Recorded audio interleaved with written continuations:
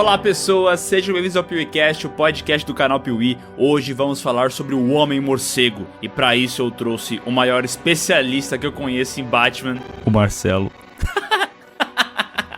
Desculpa, Gabriel. Olá pessoas, aqui é o Marcelo Batcaverna e eu vi os 3 filmes então da trilogia juntinho com o Gabriel no cinema. Vimos juntos. Ih, coisa fofa. Ô, louco. Então, Gabriel, já dá o ar da graça aí, por favor. Rapaz, eu me lembro como se fosse ontem. A gente foi no shopping e eu quase ganhei a mochila do Batman porque tinha uma roleta Isso. que tu girava e eu quase ganhei a mochila do Batman. Verdade. Na estreia do Batman Begins. Tá, e tu ganhou o quê daí? Não ganhei nada. Um jogo da vida? É, só perdão. Era mochila ou nada. A gente ganhou o organizador de mala do Homem-Aranha, a gente tá ligado como é que funciona Olha aí.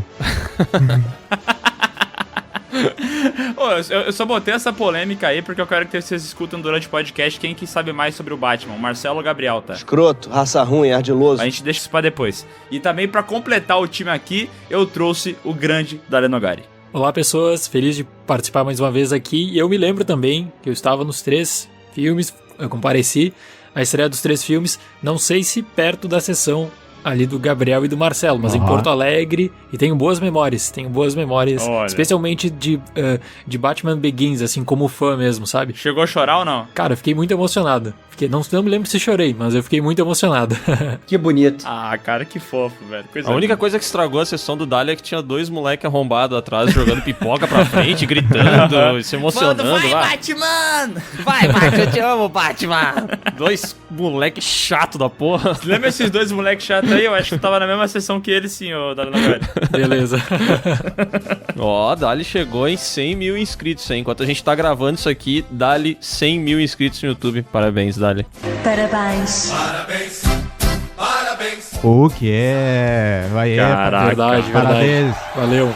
Obrigado aí, pessoal. Obrigado. Já solicitou a plaquinha do YouTube? Já solicitei ontem. Boa. Boa que tem que solicitar logo, porque às vezes eles demoram um pouco pra mandar. Não, porque o Dali tá nos Estados Unidos, velho. Vai chegar em amanhã, já tá na mão dele a parada. Verdade. Eu fiz a solicitação ontem. Mas a própria diretora do YouTube vai entregar pra ele lá, a Susan. A Susan. Ela mora ali do lado, né? Parabéns, parabéns.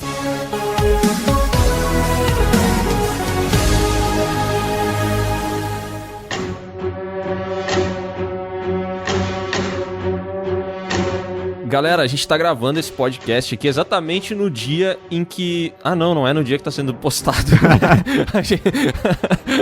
Galera, Como assim? a gente tá gravando... Eu fiz confusão, eu ia falar que a gente tá gravando o podcast no dia em que foi postado a parte 2 da saga, mas seria uma mentira, né? Você parece burro! É, porque a gente tá gravando pra postar no dia que lançar a saga, né? Exatamente. A gente acabou de fazer a saga Cavaleiro das Trevas lá no canal Piuí. Fizemos ali 2 vídeos e tal. Deve ter dado 1 hora de conteúdo, mais ou menos. Mas, ainda assim, a gente acha que tem muito mais pra falar sobre essa trilogia, pra gente tentar entender um pouco melhor por que todo mundo gosta tanto desses filmes e também qual é a relevância que eles têm pra história dos filmes de herói, né? Exatamente, até porque, tipo, essa trilogia do Nolan, elas começou ali em 2005, o filme do Batman Begins, só que já tinha outros filmes do Batman anteriores, né? Eu acho que pra gente entender um pouco mais como é que chegou nessa visão de mundo do Nolan, talvez a gente pode falar como surgiu essas adaptações pro cinema do Batman, né? É, o Batman costuma se dar bem, né, no cinema. É que o Batman é cinema, né? Não tem Verdade. essa questão de dar errado. É cinema. Cinema. Até os filmes ruins do Batman são divertidos. Não, calma. Não existe filme ruim do Batman. É verdade. George Clooney, Chris O'Donnell, Alicia Silverstone, Batman e Robin na tela de sucessos. Existe aqueles que não são tão bons. Não. Isso. Mas é Batman. Não é que não existe filme ruim do Batman, tem alguns que são horrorosos, né? Daí não é ruim, é horroroso. Não, mas como comédia são ótimos. Ah, não, daí sim. Não, e o Batman ele começa muito bem porque ele traz o que os Batmaníacos falam que é a segunda onda da Batmania, que foi os filmes do Tim Burton, né? O Batman de 89, que foi um furacão de venda de sucesso, né? E como revolucionou o gênero de super-herói, né? Lá em 89. E vocês não vêm querer falar mal do Batman e Robin, porque o Marcelo aqui é o maior defensor da história do Batman e Robin. Isso. E se vocês falarem mal, vocês vão ter problema, porque pra ele é cinema. Cinema. É arte. É arte. Ah, é cinema, só um cinema meio merda. Mas é cinema. É cinema.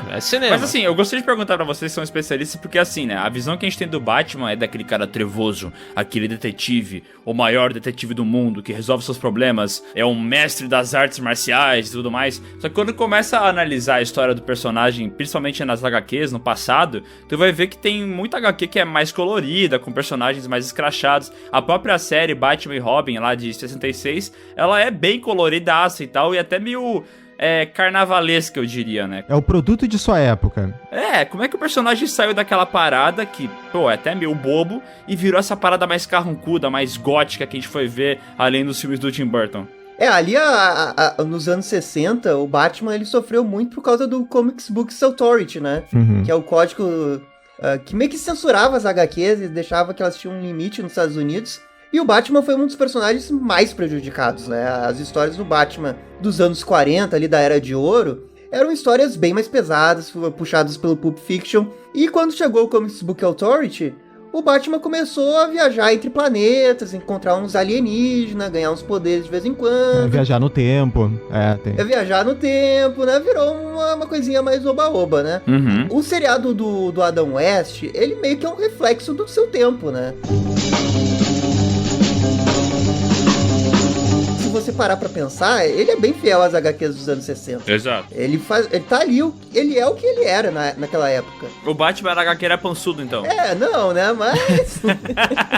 Não, ele tinha o traço do Dick Sprang lá, que ele é mais redondinho. Até ele era um pouco mais redondinho, né? Ele ficou um pouquinho mais assim. Até acho que pra questão de, pras crianças e tal, ter um visual mais arredondado, né? Bonitinho, acho que até fazia sentido na época, né? Eu ia falar disso também porque o código de censura que existia nos Estados Unidos para qualquer tipo de produto, seja em televisão ou seja no cinema, ele era muito restritivo no que tu poderia avançar, por exemplo, na questão da violência. Então, quando tem toda a série de 66, depois tem o filme também, tem o roteiro do Lourenço Semple Jr., que ele fala que queria expandir mais sobre o que estava acontecendo na série, que é um filme que eu particularmente gosto, inclusive. Eu concordo muito com essa visão de produto da época, porque não tinha como avançar com um personagem sério naquele contexto.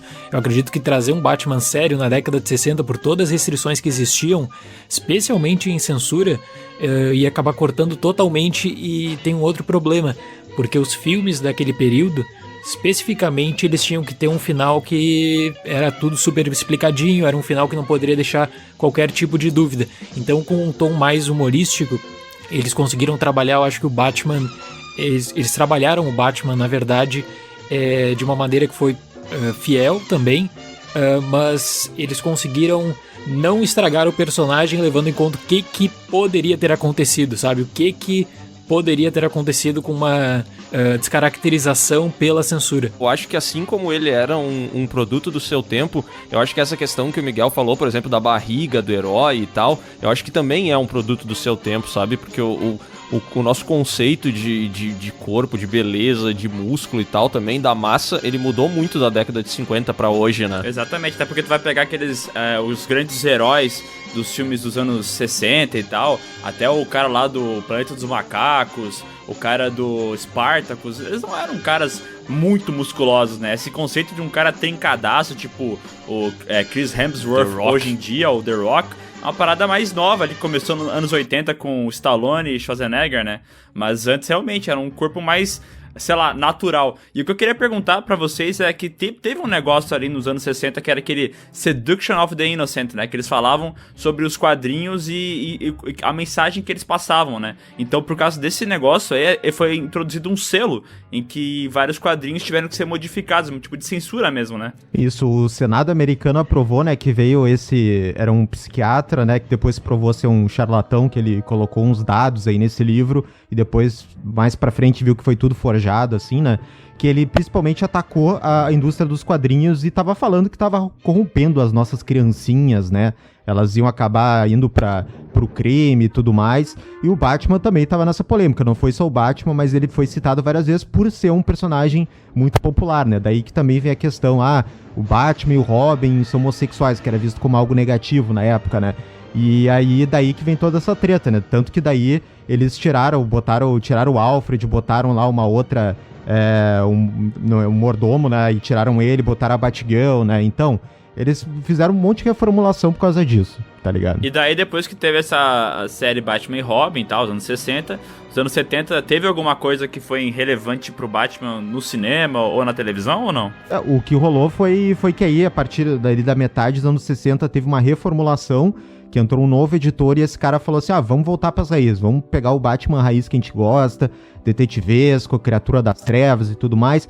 E aí veio uma galera muito, muito boa, né, de criativo, assim, principalmente roteiristas, artistas, que aí daí o Batman volta pra essa coisa mais sombria, né, histórias legais, com casos. A galeria de vilões do Batman volta também, que ela tava excluída porque eles só faziam coisas que envolvia armas, roubos, então vários vilões como Coringa, o Espantalho, outros lá, eles não voltavam nessa época, e agora eles estavam voltando, né? Então daí que anos 70, 80 foi que o Batman voltou pra essa raiz dele, e isso foi desembocar lá no filme do Tim Burton, né, em 89. No cinema na década de 70, o Michael Uslan, que é o produtor, ele compra os direitos pro cinema, e aí ele vem com essa ideia de fazer um Batman mais sério, que queria fazer uma ruptura já com o que tinha sido feito na série de televisão, no filme de 66 também.